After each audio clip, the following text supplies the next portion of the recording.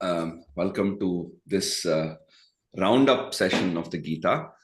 Om Sahana Vavato Sahanau Bhunaktu Sahaviryam Karavavahai Tejasvi Navadhitamastu Ma Vidvishavahai. Om Shanti Shanti Shanti.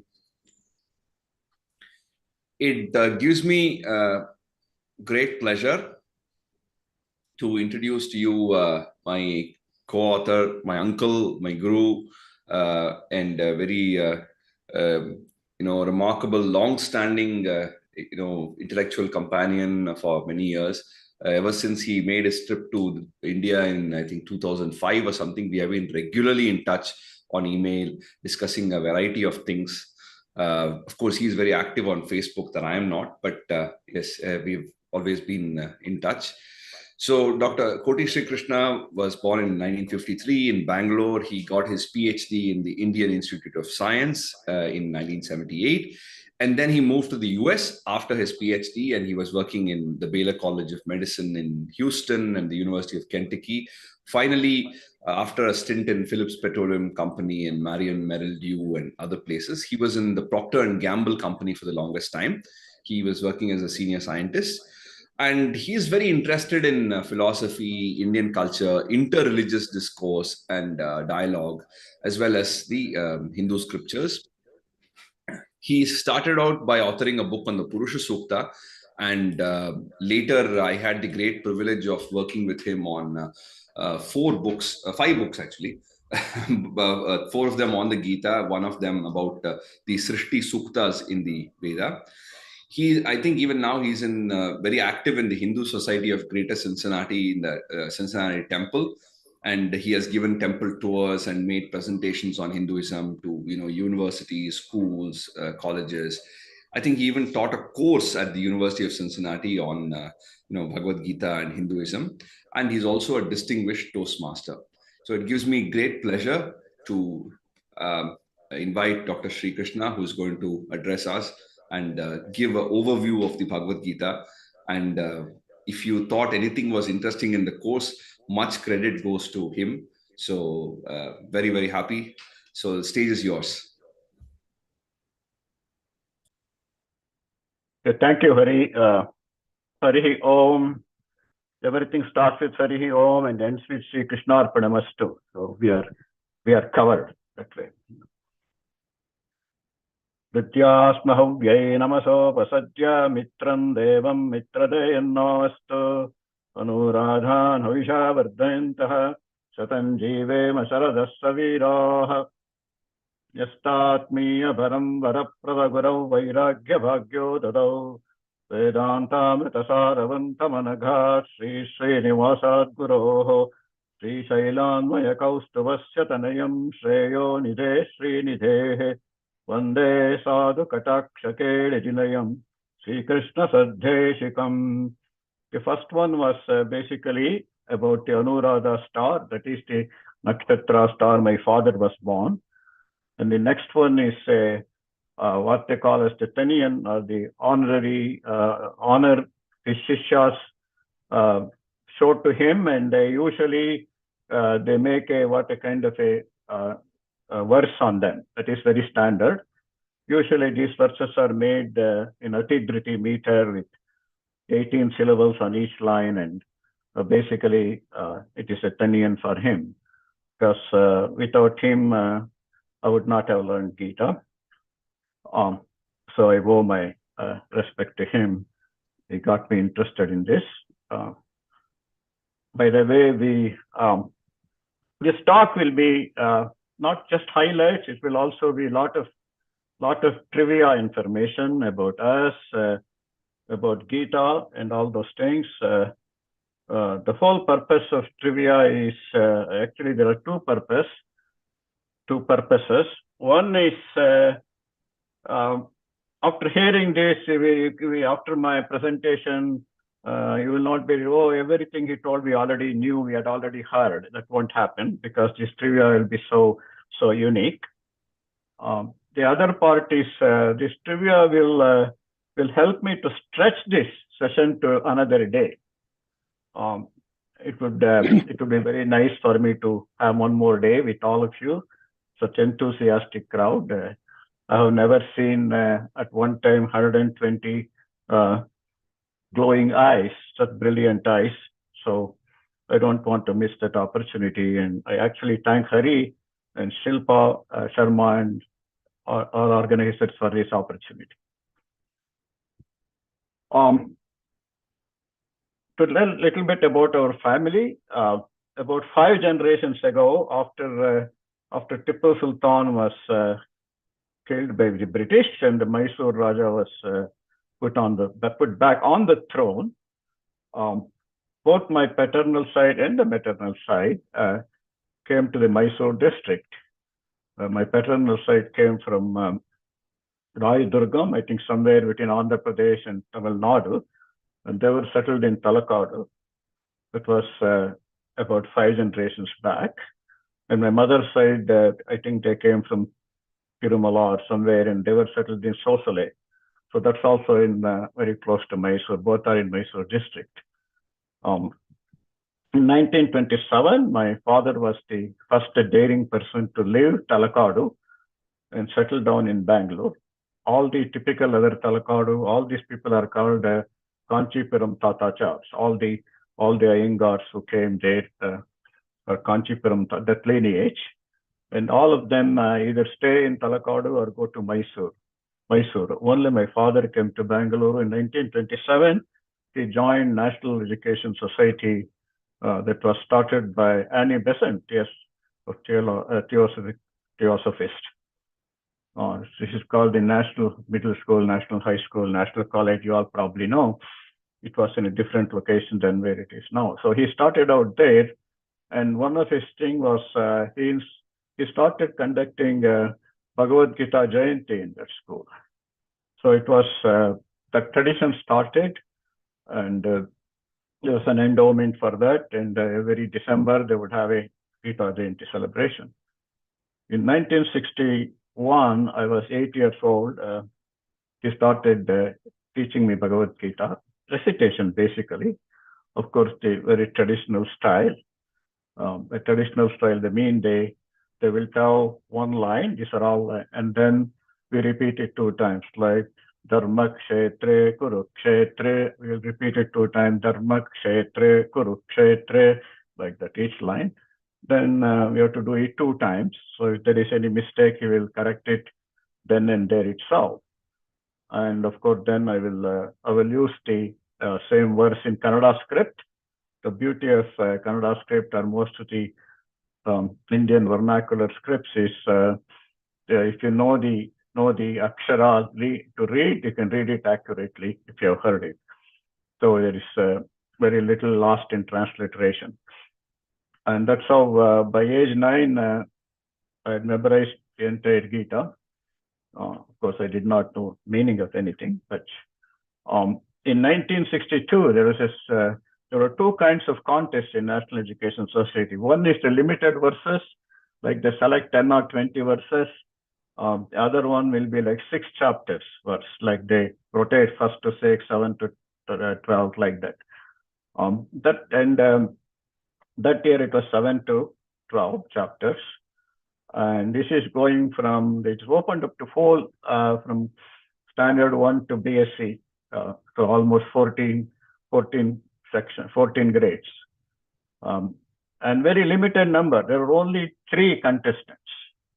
Now I can see such youngsters here. Probably there will be 3 contestants right from this group itself. Or even from Seattle, there will be 3 or 4. So that's how Gita has become much popular now in 2000 than it was in 1960s. Anyway, in that 6 chapters contest, there was one from BSc final year, one from SSLC, and I was from 6th grade. And basically, the one from BSc, actually, I liked his style, but he could do only 4 chapters. He could not do all 6. So he was disqualified to get the first prize. And the SSLC person was okay, and I ended up getting the first prize. So it was a feather in my crown, although I didn't have a crown. So that's how started. And since then, I've been interested in that to understand the meaning. And I must have read about 50 different Gita translations. Anytime I found, I would read it. And finally, there was something missing in every one of them. But the one which I liked the most was, as Hari mentioned many times in his talk by Dr. Devi Gundappa, Jivana Dharma Yoga. My brother, my eldest brother, K. Srinivas, he has been a big influence on me on these things. And he gifted me that book in 1990s or so.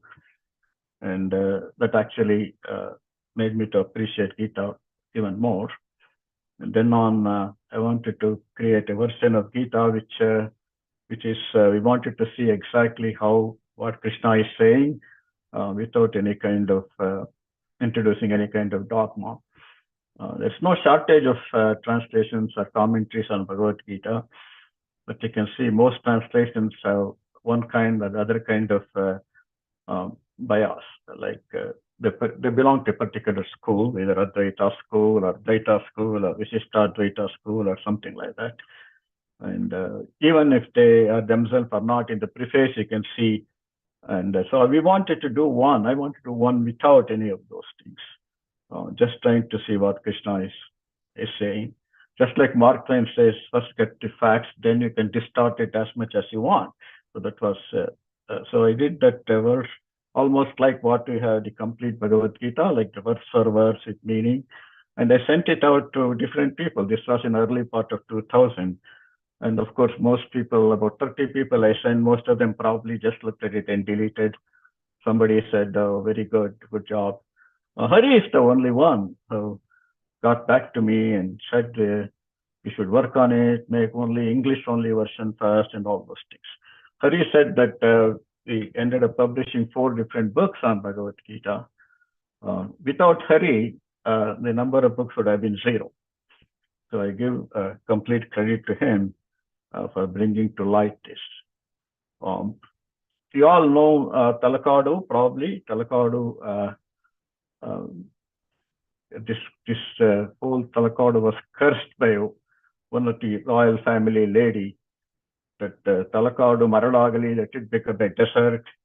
Malangi Muduvagali, that means Malangi is very close to Talakadu, that the Kaveri became very deep, and that the Mysore king may not have any progeny.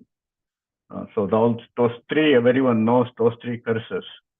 The 4th curse she did, not many people know, is no useful work should come out of Talakadu people. So this curse, we wanted to know, especially Tathastras, how to redeem this curse. Then they said that someone will be born in Atreya Gotra. That will be not from the Talakadu paternal side, it will be from maternal side. And that fellow will help you to bring something to light. And it turned out that that prophecy came true, and Hari showed up at so much enthusiasm and able to bring these books work to light. And of course, it's not just bringing to light what I had written. There were a lot of discussion. There is a lot of input from Hari. Of course, his English is about 100 times better than my English. And he's a scholar himself, and he had worked on many books even before that about his family roots and things like that. So it really helped to bring that. And both Hari and I have something common with Sri Krishna. I am the 8th child. That's why they named me Sri Krishna of the 8. I'm the youngest in the 8. And Hari is from the Atreya Gotra. Lord Krishna is also from Atreya Gotra. So we have something in common with Krishna, both of us. I also have something in common with Arjuna. That is, my father was extremely orthodox, and he was totally dedicated to doing all the Shraddha, Tarpana, all the post-death rites for his ancestors, almost as seriously as even more seriously than how Arjuna was talking about that in chapter 1. So that is one connection. Another connection is, you can notice in Bhagavad-Gita, on one occasion, Krishna addressed Arjuna as Tata. Nahi kalyana krit kaschati durgatin tata gacchati. So he only one time he addressed him as Tata in a very affectionate way. Tata also means father, Tata means Appa, like that. And it turned out that we are called Tata Chars in the Iyengars of family. That is because one of our ancestors, 26 generations ago, in this workshop, we also talked about how many generations we have in the past. Some say 4, 3, like that. In our case, I know by past, our generation was 53 generations. So 26 generations back, there was one person by name Sri Shaila Purna in Tirumala. This anecdote that he was addressed by God, asking for him to give water. He called him as Tata. So this Sri Shaila Purna is none other than a maternal uncle of Ramanujacharya. Basically, then on, whoever the descendants of Sri Shaila Purna, those Iyengars get the last name Tatachar. So because Arjuna was also called Tata, so we have two connections with Arjuna. That is about trivia about ourselves. About Bhagavad-Gita itself, lot of times we don't know when exactly Gita was taught. Somebody asked me on Facebook, is it true that Gita was taught, at least the way it is presented in the Mahabharata? Of course, it was taught before the war, but the way it appears in Mahabharata is Bhishma has fallen down on 10th day. He's not dead, but he has been won over. He's lying on arrow bed. And Sanjaya rushes to Dhritarashtra, telling that this is a very important news for Dhritarashtra. So he says that Bhishma has fallen. That Dhritarashtra got extremely upset at that. And then he asked, tell me, what all happened? What all happened? Like when he said so-and-so died, we want to know everything around that. If the person is so important to us, it is not just Tata, Sita, Gota. We want to know what all happened, what happened, how was he, who took care of him, where involved, all those things. So he wants to know all the details up to that point. That's when Sanjaya starts describing everything, how the war preparations, how Krishna asked Arjuna to pray for Durga first, and then how everyone thought war will start, but Yudhishthira removes his vest and kavacha, everything, puts down his arms. And everyone thinks that he's going to go and call the war off, but actually Yudhishthira walks up to Bhishma, gets his blessing, and asks him how we can defeat you. So Yudhishthira does that. And then he goes to Drona, and this does the same thing. And they all tell that Vijayi Bhava, you will be victorious. In fact, Drona even says that wherever you are led by Krishna, you will win.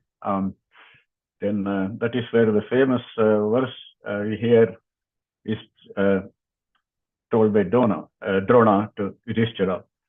Yato dharmaha tata Krishnaha, yata Krishnaha tato jayaha, yudhyasva gaccha kaunteya, uchamam bravibite. So wherever Krishna is there, victory is guaranteed. Kaunteya, of course, here is Yudhishthira. So go to battle. And do you have anything else to ask me? He says. So anything else you need? Then Yudhishthira says, I know you are invincible. As long as you are there, we cannot win. Drona agrees. As long as I am fighting, you cannot win. Nobody can win me. So he was not feeling any humble. He was telling that's right. Then how can we win? Yudhishthira asks. Then Drona says, the only time you can kill me is sitting down and meditating. Just the only way you can kill me. Then, of course, Yudhishthira asks, how can we make you to meditate, sit down and do meditation in the battlefield? Then Drona says, if my son Ashwatthama is killed, that's what I will do. I will just sit down, like I will decide to live my life like that. Let go of my life. Just sit down and meditate. So when that happens, you can basically chop my neck off and head off, and that's how you can win the battle. And as we know, as the war proceeds, we know that Krishna played a trick of Ashwatthama, Ataha Kunjaraha. Then Drona heard that and he went to do meditation, and Krishna asked Arjuna to chop his head off. So this happens. So this is, then he goes to Kripacharya. So all these things happen. Then, like Devi Gundappa says, in our system, nothing happens very quickly. This is what is called a lot of tvancha hancha. So that's exactly how it was. Then something interesting I did not know until today is Krishna goes to Karna when all this was happening, and Yudhishthira was making rounds with these people. Krishna approaches Karna and tells him, as long as Bhishma is alive, he won't let you fight. So you have to just sit in the side and be a spectator. Why don't you fight until Bhishma is alive? Come to Pandava's side and fight. Afterwards, you can switch sides and go to Duryodhana or Kaurava's side. But Karna says, no, thank you. Even though I'm itching to fight, I'm not going to do that, because I have to be 100% loyal to Duryodhana. So that's so. This is something I was unaware of. And what is interesting is it's a very popular Dhyana shloka of Bhagavad-Gita. This Vaishampayana tells, as you know, this whole thing was narrated by Vaishampayana to Janamejaya. He was narrating the narrations. At the conclusion of Bhagavad-Gita, 18 chapters, Vaishampayana tells to Janamejaya the importance of Gita. The verse you might all have heard. This is Gita su Gita Kartavya Kimanyaihi Shastra Sangrahaihi Yasvayam Padmanabhasya Mukha Padmat Vinisrita. This Gita is Sugita. My father also used to say that Gita is Sugita. It's a good song. It's a good song. Kartavya, it is our duty to learn this. Kimanyaihi Shastra Sangrahaihi, he says. What other collection of Shastras we need? Sangrahana is collecting all the books and all the Shastras in the library. What other Shastra we need? This came directly from one with the lotus in his navel, Padmanabha, from his lotus mouth. So this is a, later on, I don't know how this got altered. More popular one is Gita, so Gita, Kartavya, Kimanyaihi Shastra Vistaraihi. Instead of Sangrahaihi, it became Vistaraihi. Then Yasvayam Padmanabhasya Mukha Padmat Vinisrita. Interestingly, after this, he has one more sloka. That's okay. He talks about importance of Gita, Ganga, all those things. Then he has a verse in Mahabharata itself. It tells how many slokas are in Bhagavad-Gita. He describes this verse telling, in Bhagavad-Gita, there are 745 verses, of which Krishna uttered 620, Arjuna 57, Sanjaya 67, and Dhritarashtra just one out of 745. But for whatever reason, all the things that are available to us is 700 or maybe at the most 701. What we have is, say, 700 verses, or say 701, in which Krishna says 574 verses, Arjuna 84, so Arjuna's went up, Sanjaya's came down to 41, but Dhritarashtra is solid, now also only one verse. So we have 700 or 701. If you do that, Arjuna gets an extra verse. I think in the 10th edition, Hari went and found out from the Borik's version, and he found additional verses. I don't know whether it adds up to exactly 745 and whether these were the verses Boris discovered. I don't know. But what I really wanted to note here is Dhritarashtra, whether it was 745, yes, only one verse. When it was 700, it's only one. What amazes me is someone listened to a narration of Bhagavad-Gita so earnestly given by Sanjaya, who himself praises it so much in the concluding verses. Yet Dhritarashtra was unmoved. He doesn't have a single word to say about what he heard or anything. It almost looks like he had no reaction. He neither said it was good nor bad, or it was delighted, was enlightening, or nothing like that. And he did not even curse Krishna. Well, this Krishna should not have made Arjuna to fight. Nothing. It's kind of interesting. I thought that shows the Dhritarashtra's mindset. You might have heard a popular shloka attached to Dhritarashtra. It says, Janami dharmam nachame pravrittim. I know what is dharma. Nobody need to teach me. Janami dharmam nachame pravrittim. But only thing is I cannot follow it. So he was absolutely right on that. Janami adharmam nachame nivrittim. I also know what is adharma. But I cannot keep away from it. So janami dharmam nachame pravrittim, janami adharmam nachame nivrittim. In the popular media, there is a mistake. A lot of people attribute this shloka to Duryodhana, but actually in the Mahabharata it is Dhritarashtra saying that. So this is also a little subtle message for us. We can go through Gita, understand Gita, and all those things. But we don't want to be like Dhritarashtra. At least one small amount of Gita we should, whatever we like part, just like Hari was telling, each of us can find something, and we saw that in the feedback that each one liked a particular set of verses, so we should put that into practice. Then it will be more useful. Maybe that's what Krishna himself says, even a little bit of effort. Neha vikramana shosti pratyavayo na vidyate swalpam apyasya dharmasya trayate mahato bhayat. So that is one of the aspects about that. Kind of a Dhritarashtra is kind of giving us a message, even though he didn't say anything, that we should put something into practice. That is a little bit, and a reason I brought this up is we are always shown a picture where Sanjaya is sitting next to Dhritarashtra.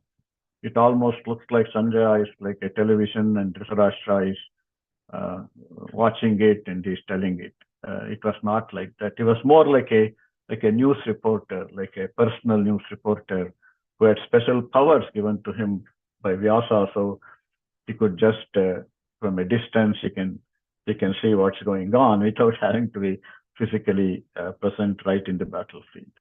So that's why I want to say this. So now,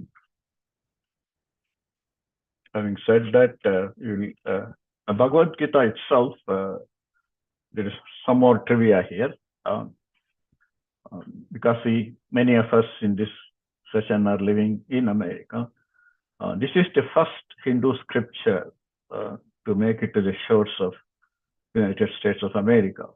This was in 1830. 1830, Thomas Carlyle, England, gave a copy of Bhagavad-Gita to Ralph Waldo Emerson, and he was very impressed by it. And this is his quote on the Bhagavad-Gita: "I vowed a magnificent day to the Bhagavad-Gita. It was as if an empire spoke to us, nothing small or unworthy, but large, serene, consistent, the voice of an old intelligence, which in another age and climate had pondered and thus disposed of the same questions which exercise us." So that is why it makes it a perennial philosophy. The same problems, same issues. This was in the of course, his time is 1803 to 1882. So around 1840, he must have told that. This was also made influence on Henry David Thoreau, and yes, also the Samakalina of Ralph Waldo Emerson.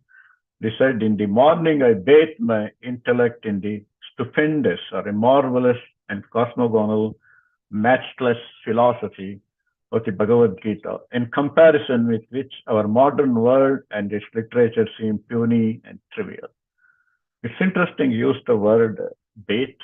And one of the Dhyan slokas of Gita I use is, apart from the Gita, so Gita, Kartavya, the other one I use is Mala Nirmochanam Pumsam Jalasnanam Dine Dine Sakrat Gitambasi Snanam Samsara Malanashanam.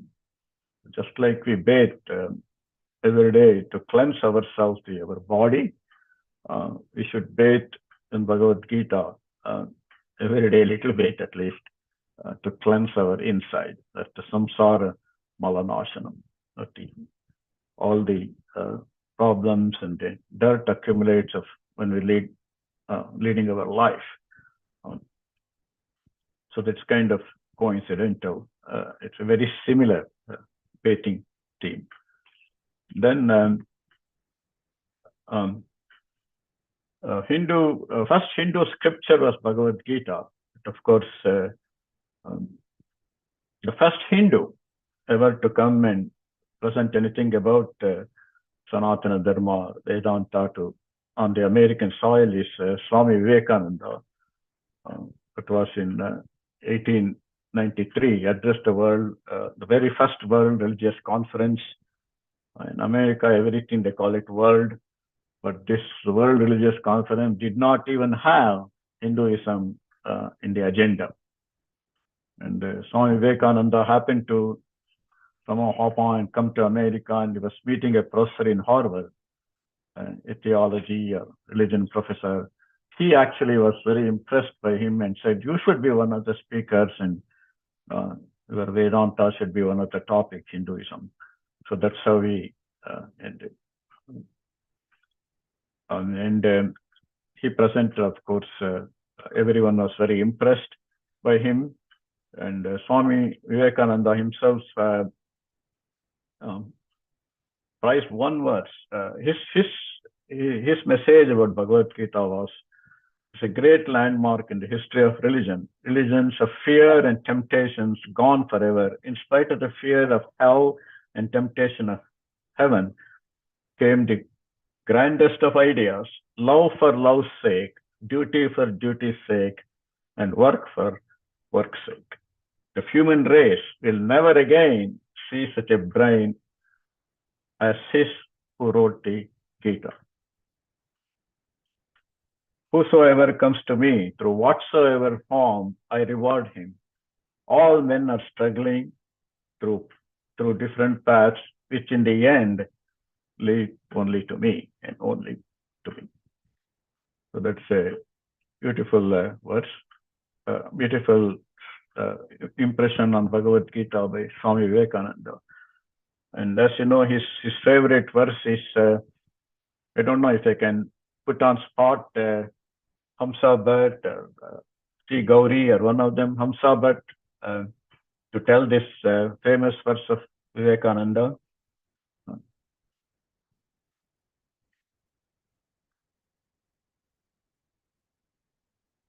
Our Klaibyamma Smagama Partha Naitatva Ipapadyate Kshudram Hridaya Daurbhalyam Tyaktvottishta Parantapa. says that don't be a coward, Arjuna. That's not right for you. Arise, awake, and abandon your timidity, O destroyer of the enemies. Is calling the Dhaurbalyam, weakness of heart, as the Kshudram, that is the worst thing that can happen to one. And as you know, nobody is working on how to treat the weakness of heart. They might be working on the mechanical part, but not in the spiritual sense, weakness of heart. So that is a very popular verse of Swami Vivekananda. He said, one gets all the merits of reading the entire Gita. The whole message of the Gita is embedded just in this sloka, arise and awake. And just one more trivia before I go to highlights. My father used to say that Gita is actually, it's Upanishad. Upanishads automatically come with a Srilinga. It is Upanishad is that's why Gita is called mother. It's feminine. Nobody is no man is named Gita, as we know. Bhagavad-Gita or Gita is feminine gender, and there are of course dozens and dozens of books on the Bhagavad-Gita. But only one book so far, written by Ratnakar Narade, is retired or he's living in Canada. And he wrote his Gita as she is. That is, he has 3 volumes. He paid more attention to grammar and more than anything else of each word. But his title of his book is Gita as she is. So it's kind of interesting. At least one person did like that. And of course, there is one Dhyana Shloka of Gita. Parthaya Pratibodhitam Bhagavata Narayanena Swayam Vyasena Gratitam Purana Munina Madhye Mahabharatam Advaitam Datavarsinim Bhagavatim Ashtadasha Adhyayanim Ambatvam Anusandadami Bhagavad-Gita Bhavadveshinim. So the last line is calling Gita as mother, Ambatvam.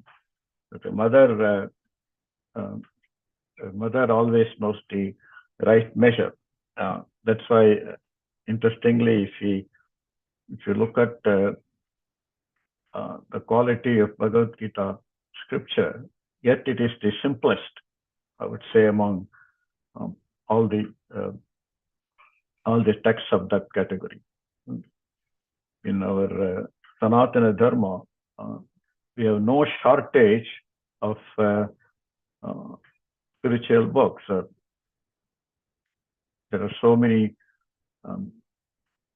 Upanishads itself, there so many kinds of sutras, and there is no shortage. But Shankaracharya, Ramanandacharya, as well as Madhvacharya, all of them identified 3 texts as the most important. They called it a Prasthanatraya. Prasthanatraya is one is the Upanishads. When they say Upanishads, it's not all the 108. They focus first 10 to 12 Upanishads. Those are the ones they wrote commentaries on. They are the major Upanishads. So Upanishads, then Brahma Sutra, those are the aphorisms on Brahman by Veda Vyasa, and the other is the Bhagavad-Gita. So of the 3, obviously Upanishads are more voluminous. If you add all of them, there are more than 700 verses, and they're also a lot more complicated than Bhagavad-Gita. And they talk about Brahman. Upanishads talks about Brahman. But in Bhagavad-Gita, Brahman is talking to us. Even though Krishna says that he is the Vedanta Krit, but still the way Upanishads are presented is all these rishis sitting with their disciples in close sitting Upanishad and discussing Brahman. Only in Gita, Gita says he is the author. But anyway, but Bhagavad Gita is directly coming from Brahman. And the Brahma Sutra, of course, is quite complicated. Of course, Sri Bhashya, Amrita, all the Shankaracharya, Ramanujacharya all wrote the Bhashyams on that. It is a lot more complicated. They're all one-liners. Without going to any physics class, if somebody says what is E equals mc squared, F equals ma, we don't know anything about it. So you have to have a real knowledge to get knowledge from that. And Krishna says in Bhagavad-Gita that Vedas and Chandas and Brahma Sutra have told all these things before, but he's definitely saying it in a way just like a mother giving it to the children in a simpler way. And the thing is, by the way, when I said Prasthanatraya for Shankaracharya, all the Upanishads were the ones, but for Ramanujacharya, he did not separate Upanishads from the Vedas. For him, the entire, both the Karma Kanda and the Gnana Kanda, they all part of the Prasthanatraya. Anyway, that is another trivial information. And now we also have a famous Dhyana sloka for Bhagavad Gita, Sarvopanishado Gavo Dogta Gopalanandana Partho Vatsaha Sudhir Bhokta Dugdhan Gitamritam Mahat. It's a summation of all the Upanishads. I agree that it's a summation of Upanishads, but I think Bhagavad Gita is more than the Upanishads, because Krishna himself says in Bhagavad Gita that Lokesmin Dvidanishta Pura Prokta Mayanaga Gnana Yogena Sankhyanam Karma Yogena Yogina. So it's only the Gnana Yoga and Sankhya Yoga. I mean, Sankhya is Gnana Yoga and Karma Yoga. Only those two were taught, he says. Whereas in Gita we have Bhakti Yoga as well as Prapatti Yoga, and there is none of them in the Upanishads. And also, if you look at all the, I have not read all the 108, at least the major Upanishads is predominantly Gnana Yoga. There is some reference to Karma Yoga in Brihadaranyaka Upanishad, and there is a little bit about Karma in Ishavasya Upanishad. Do your duty, do your karma, lead your life, but it doesn't give it really like a yoga. The Brihadaranyaka Upanishad may have. So in a way, they are predominantly Gnana Yoga. And Bhagavad Gita is a lot more, opens up. And some of the parts in Bhagavad Gita is, it almost looks like the Abrahamic religions that just surrender to me, just leave everything else, just come to me. That kind of, which may look like a very easy way. It may look like a Agada Vairagya, whatever. A lot of people think you have to have a lot of Gnana Yoga and things like that. But that is this is the only book which in our entire Hindu scripture, for the first time, it has a verse like Sarva Dharman Parityajya Mamekam Sharanam Vraja Aham Tva Sarva Papebhyo Moksha Ishyami Machuchaha. That is, we don't have, although entire Ramayana, Rama has gives a similar promise he gives, whoever surrenders to me, I will protect him. But this is more direct, and is now offering that. So it made it, somehow Sri Krishna might have felt that down the road there may be a mullah or missionary coming and giving us an easy way out. And so he already gave us. This actually came in very handy for me in 1982, when I was a postdoc in Lexington, Kentucky. My graduate student in the same lab, Tom Webster, of course, he was a campus navigators ministry, he was preacher there in that. He was trying to convert me to Christianity. And I told him, what is it Christianity which is not in?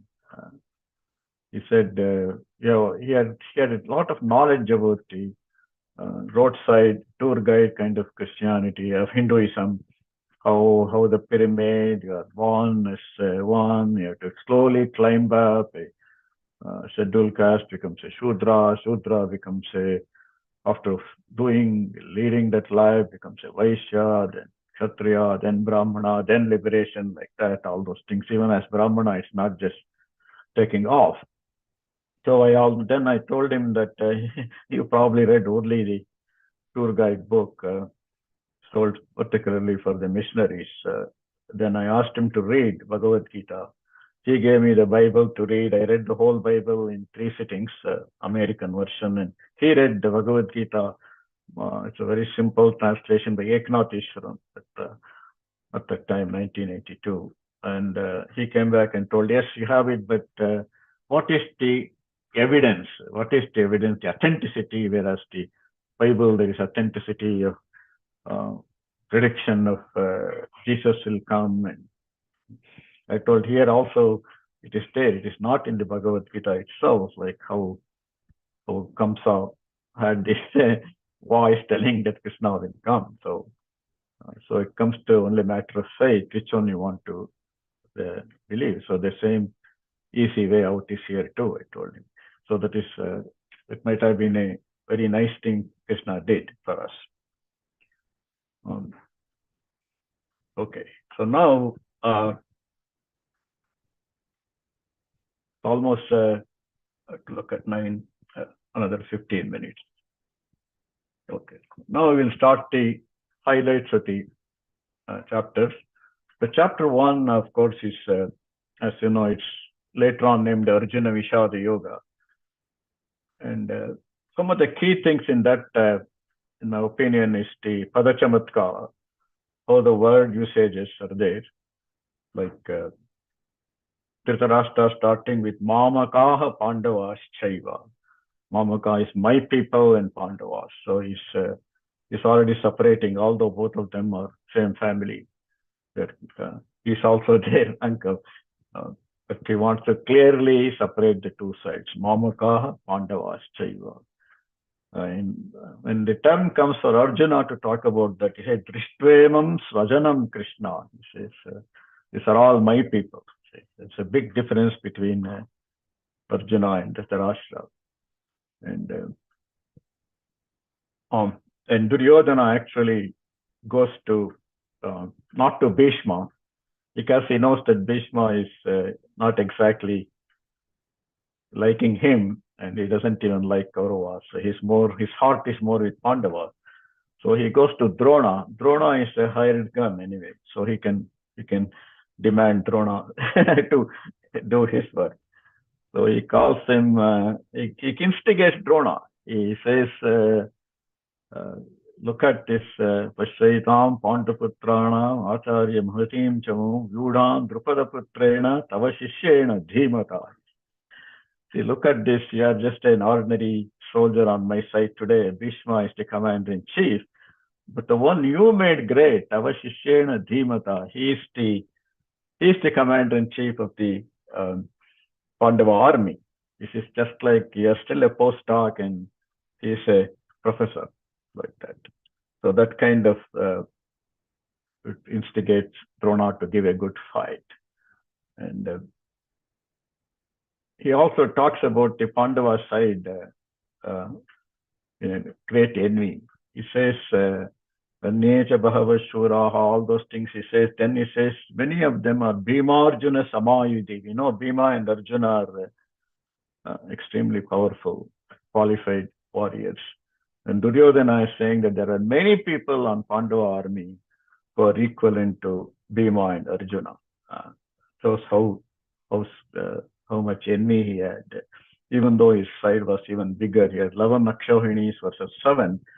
And he also shows his ego when he says, Necha Bhavashuraha, all those telling, Madarte Chekta Jivitaha.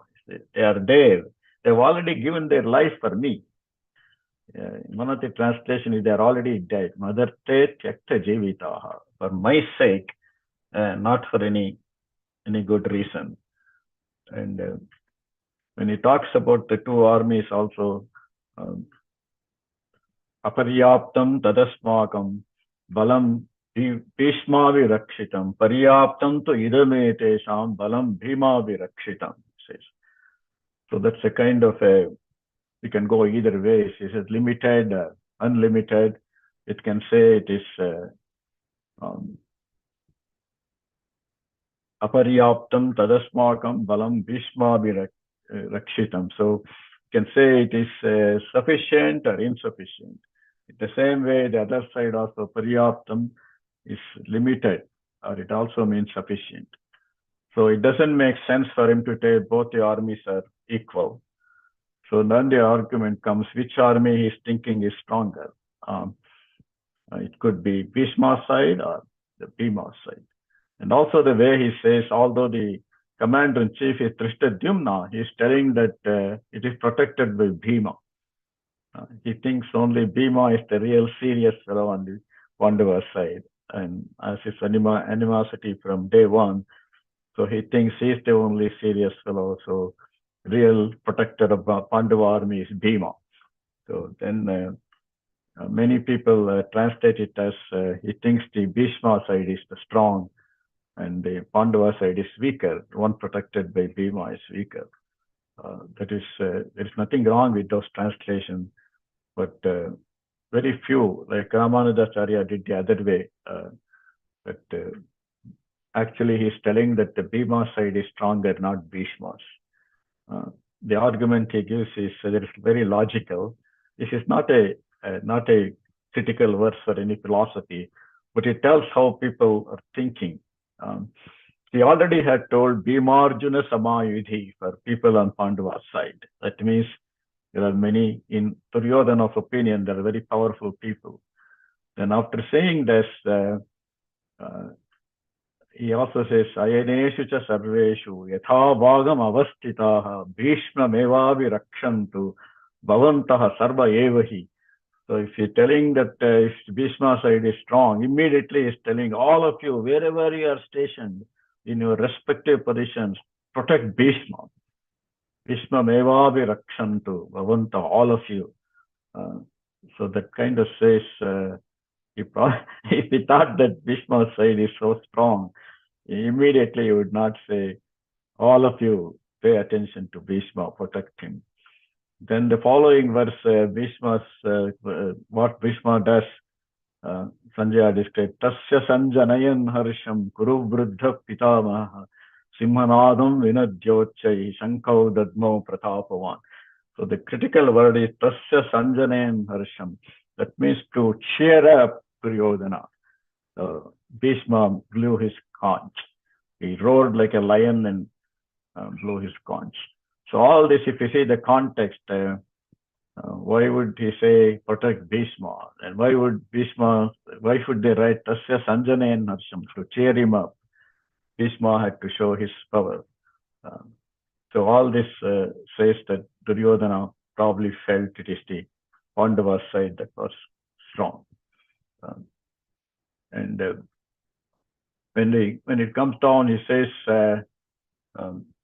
when Arjuna asked Krishna, what is the Kinno Rajyena Govinda, Kim Bhogaye Jivitena va?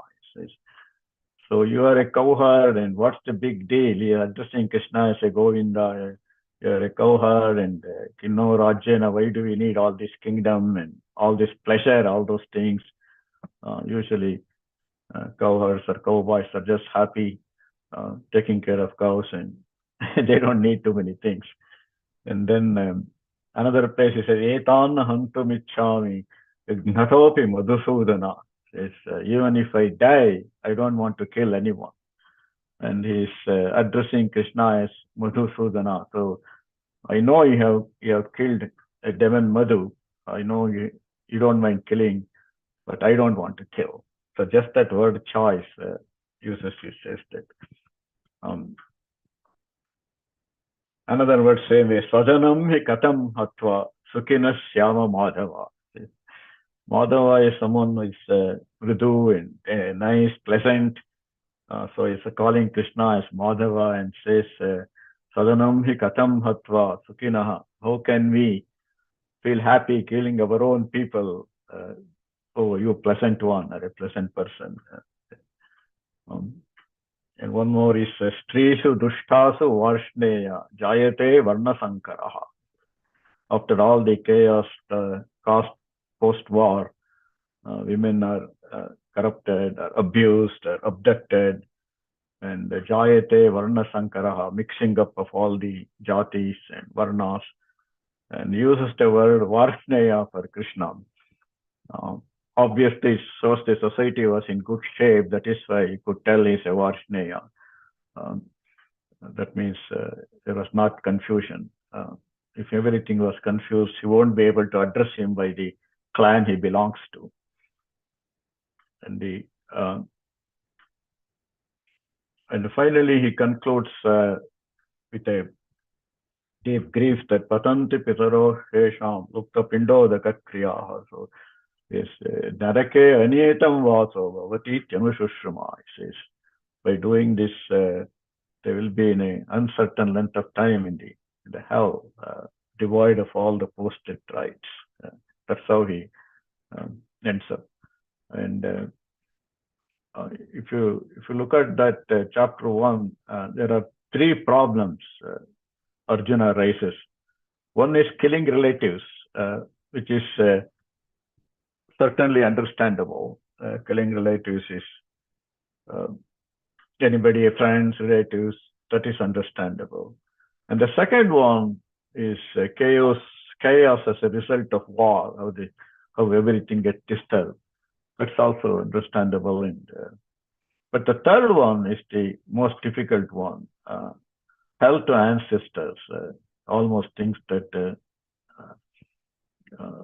because of devoid of posted rights, all these rights needed at least to know 3 generations, even though it is for the entire lineage. We know 3 generations. Also Rudra, Aditya, like those 3 forms of parent, grandparents, and great-grandparents. So when there is a lot of confusion, you won't be able to do any of those things. You will be lost. So because of that, and of course, this is there. We all know Bhagirata Prayatna and how Bhagirata had to bring Ganga River to redeem his ancestors who were cursed by Rishi and they are burnt, and nobody to redeem their afterlife or soul. He had to bring Ganga. So looks like that was extremely important, and Arjuna was aware of those important things. But if you look at the entire Bhagavad-Gita, there are several paths are given for redemption, moksha. There's Jnana Yoga, Karma Yoga, Dhyana Yoga, Bhakti Yoga, or Prapatti, Sharanagati, all those things are there. Bhagavad-Gita also says, Uddhare Atman Atmanam, Atmanam Avasade, Atma Evahi Atmano Bandhu, Atma Evahi Ripuhu Atmanaha. So one should advance oneself by one's own effort, and obviously somebody else redeeming somebody is a bygone idea. It probably was at one time, and it's probably not at the time of Gita, but Arjuna was still.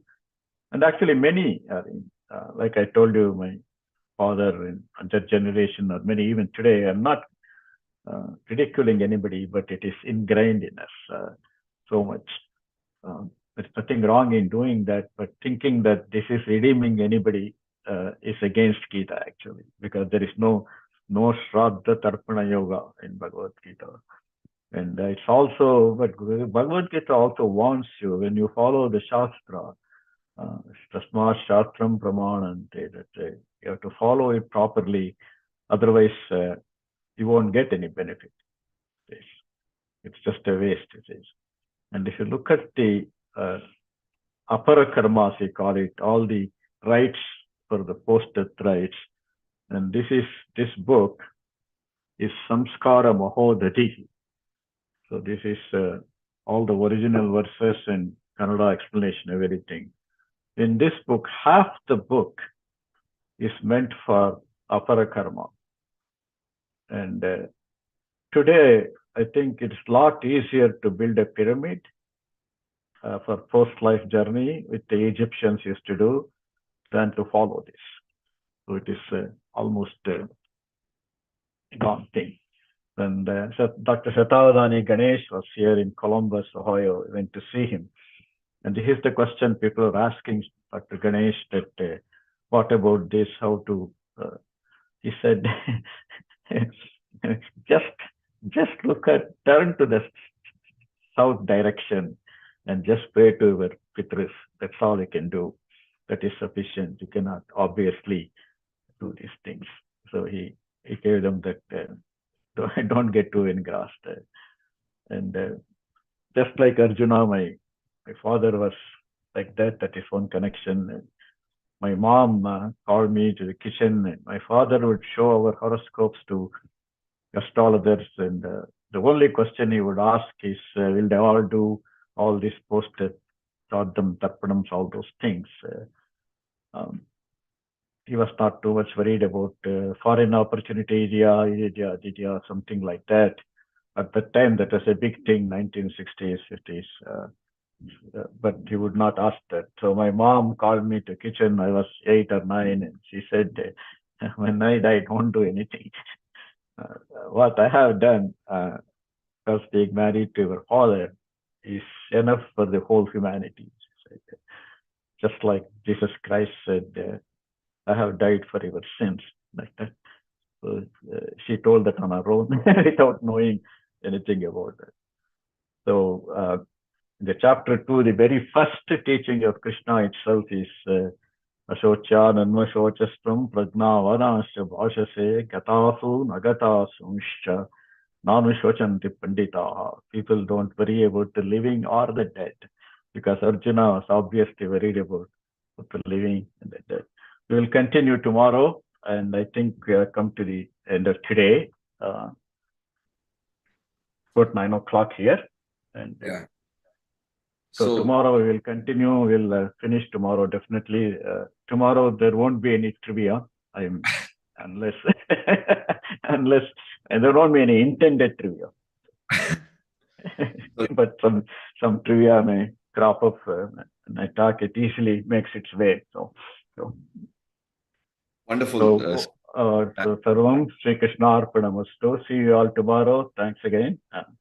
Thank you so much. We will meet tomorrow at the same time and continue with the highlights. Thank you so much for a wonderful session. We have stopped at an interesting point. The end of the first chapter, all the the build-up is there, and starting from this 11th shloka of the second chapter, we will have a look at it tomorrow. Thank you once again. See you tomorrow.